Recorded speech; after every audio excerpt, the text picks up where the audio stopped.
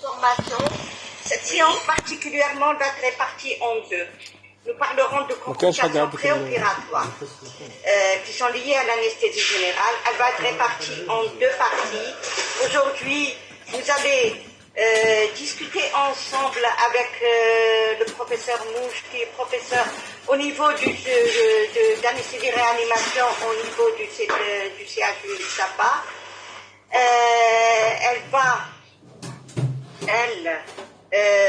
Nous avons l'honneur avec elle de pouvoir discuter des différentes parties de ces complications. Nous attaquerons les complications cardiovasculaires pour cette fois-ci. Il y aura une actualisation des connaissances. Il y aura aussi de votre part une expérience vécue. Nous aimerions que vous essayiez de partager avec nous toutes vos inquiétudes, tout ce dont vous avez besoin.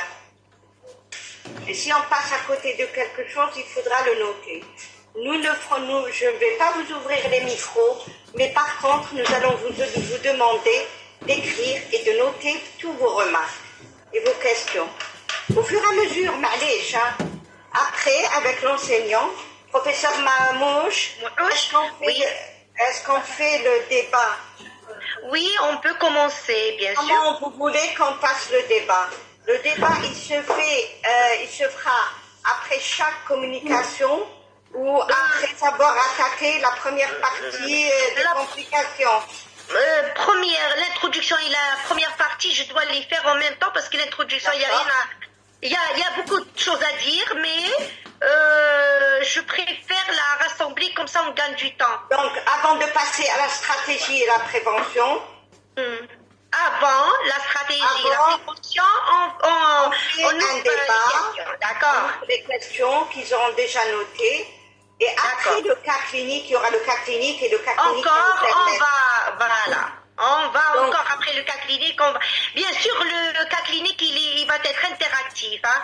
Il doit être interactif. Des questions en même temps. Hein.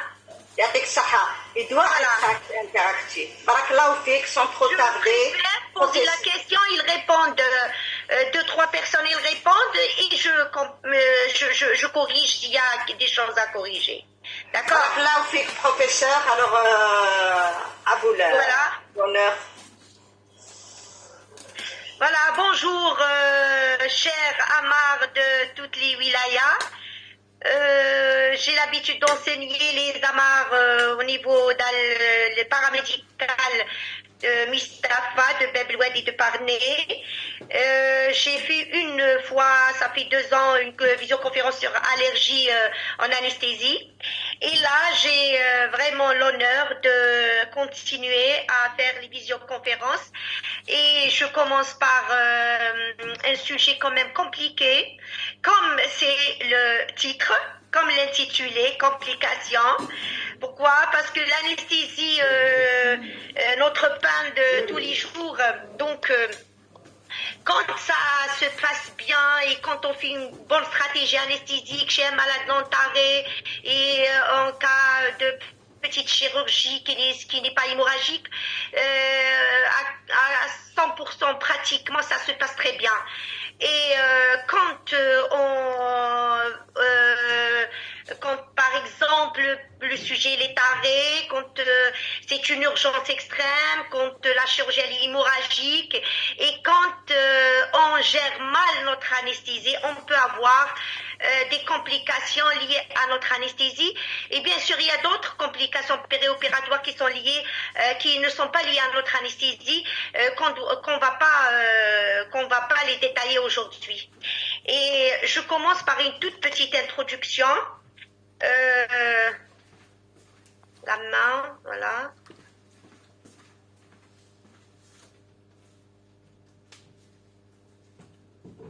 Je commence par toute une petite introduction juste pour dire que le risque, il y a beaucoup de complications, mais c'est le risque. Pourquoi je commence par le premier thème, la partie cardiovasculaire, parce que c'est la plus fréquente et on la gère. Il y a beaucoup de nouveautés. La gestion dépend de notre formation et de notre continu et des dernières recommandations. Et donc, le risque cardiovasculaire de l'anesthésie, surtout l'anesthésie générale, dans ce thème, je vais parler beaucoup plus de l'anesthésie générale. Et les autres incidents et complications périopératoires font l'objet de plusieurs travaux les derniers temps, surtout à partir de 2013. Et leur fréquence est en nette diminution grâce à la bonne connaissance de la pharmacologie des anesthésiques et de toute la pharmacologie périopératoire, et en même temps avec le développement de techniques de monitorage anesthésique, bien sûr, et des stratégies des recommandations des sociétés savantes. Et il faut savoir que avant 1989, il n'y avait pas de loi. C'est à partir de 1989 et on peut dire 1994, il y a des tests, c'est entre cette période, il y avait des tests de loi qui ont rendu obligatoire la consultation préanesthésique. On ne savait pas l'intérêt de la consultation préanesthésique. C'est là où on va examiner notre malade et on va faire tout le tour de toutes les pathologies et le stade et le retentissement de la pathologie qui va opérer, pour laquelle il va être opéré. Et donc, la consultation préanesthésique, elle va participer à l'élaboration de notre conduite à tenir anesthésique. Et en même temps, il y a le monitorage de l'oxymétrie à partir de 1994 qui était obligatoire, et la capnographie, la même chose, elle était obligatoire à partir de 1994 dans les hôpitaux européens. Donc nous on est en train de parler, c'est vrai, la capnographie chez nous, ça s'est développé les 10 dernières années, mais nous on est en train d'élaborer les recommandations. Elle était obligatoire en 1994, la capnographie, même l'oxymétrie. Et donc, il faut dire qu'il y avait des recommandations maghrébines en 2010 sur la sécurité anesthésique, qui était, dont les recommandations étaient vraiment très pauvres avant cette année. Moi, j'ai vécu les années 2000 où on n'avait pas des recommandations propres à notre pays. On n'avait pas, on était obligé de couler nos conduites à tenir par rapport aux recommandations européennes, et avec le déficit du matériel et de matériel de monitorage surtout. Donc, on a travaillé avant 2010 sans beaucoup de matériel de monitorage, et on était obligé d'assumer et de choisir. Quand par exemple on a un appareil un saturomètre, je préfère le mettre chez un asthmatique si j'ai 2 salles opératoires. Si j'ai par exemple un seul ECG, j'essaye de le mettre dans la salle où il y a le patient cardiopathe.